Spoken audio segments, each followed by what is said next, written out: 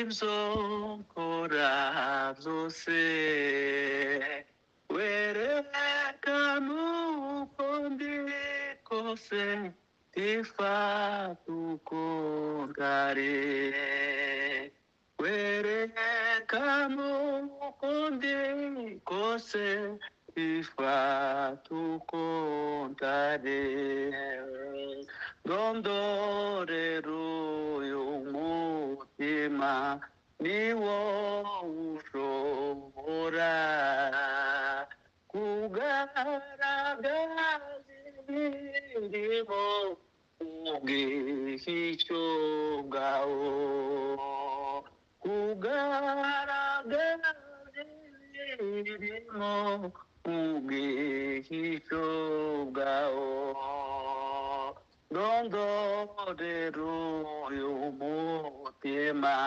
niwo ushobora kugaragaza imirimo ubwihisho bwawo kugaragaza imirimo ubwihisho bwawo umurika katabona ahumije muba umutima ukangutse uzinutswe icyaha umutima ukangutse uzinutswe icyaha kandi umenye izo nibwira n'imigambi yanje nirembamo binanduza bikangira imbohe nirembamo binanduza bikangira imbohe ugutira kandi uncure inkamba zivemo umpindure icyuma cyawe uhore ukoresha umpindure icyuma cyawe uhore ukoresha maze kwikubita imbere ishurirwe rwose y'ukwimana ari urukundo rutagira ingano y'ukwimana ari urukundo rutagira ingano maze kwikubita imbere bishurirwe rwose y'ukwimana ari urukundo rutagira ingano y'ukwimana ari urukundo rutagira ingano. Haleluya.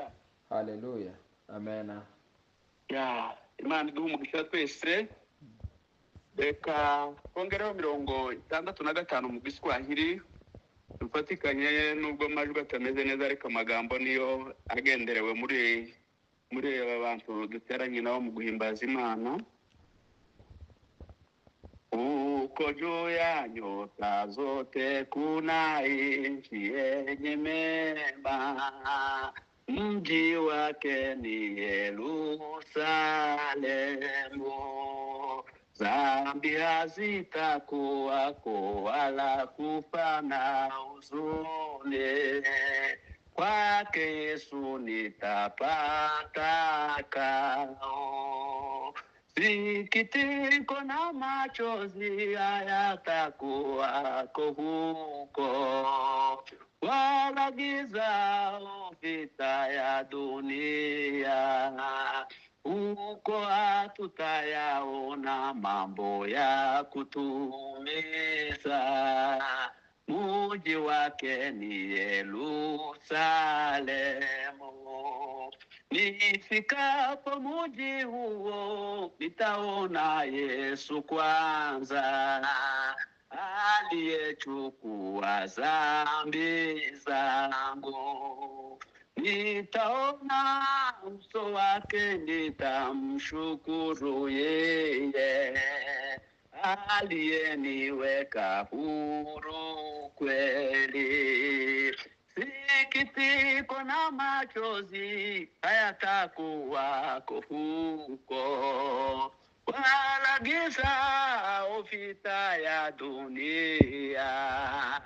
Huko hatutayaona mambo ya kutuliza, mji wake ni Yerusalemu. Huko nitaona tena jeshi la walioshinda kwa imani huku duniani. Nitaona uso wake, nitamshukuru yeye, aliyeniweka huru kweli. Sikitiko na machozi hayatakuwako huko, wala giza vita ya dunia. Huko hatutayaona mambo ya kutumiza, mji wake ni Yerusalemu. Sikitiko na machozi hayatakuwako huko, wala giza vita ya dunia. Huko hatutayaona tena ya kutumiza, mji wake ni Yerusalemu.